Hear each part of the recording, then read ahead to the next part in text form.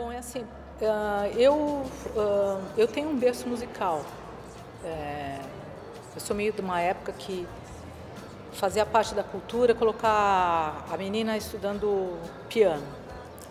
Mas eu sempre fui meio assim, talvez preguiçosa, não sei. Então eu sempre meio que cabulei o piano e tal, e fiquei daqui para lá e tal. Quando eu entrei na faculdade, voltou um pouco essa história. Eu entrei na época, ainda era época da ditadura, mas na época já tinha uns movimentos. Eu casei com o Mário, que estudava cinema, e ele e o Arlindo, ou o Cláudio, eles resolveram fazer um documentário sobre o punk.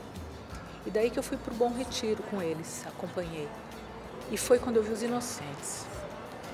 E tinham mais bandas, mas aquilo eu me impressionei muito com aquele tipo de interação banda, público. Eu falei, isso é a vanguarda, é essa a história, é isso que eu quero. Assim como os rapazes se juntam para jogar futebol, as meninas também têm essa coisa de ser diferente quando não tem a presença masculina ou quando não tem, né? Então eu acho que a gente conseguiu berrar do jeito que queria berrar, sem ou autocensura ou achar que alguém está com o olho em cima e não permitindo aquilo naquela linguagem e tal. E, bom, daí a gente ficou um tempo, fez algumas composições, mas a gente nunca, não conseguia sair de lá porque não tinha o quarto elemento, o baterista, né? Ou a baterista.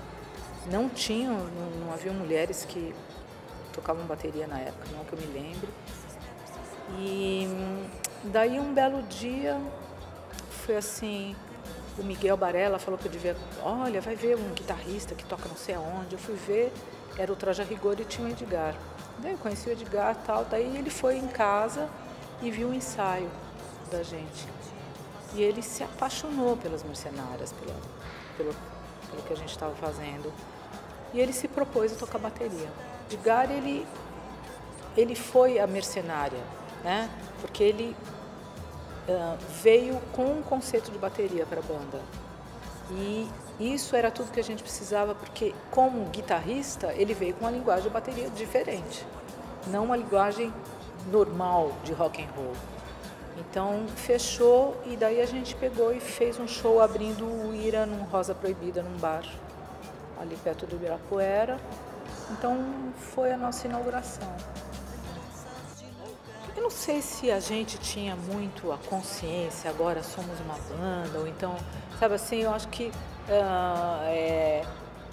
parece que tudo era de uma forma muito visceral, de todas as tendências que a gente pode pensar na época, né? Agora, a questão musical, eu vejo que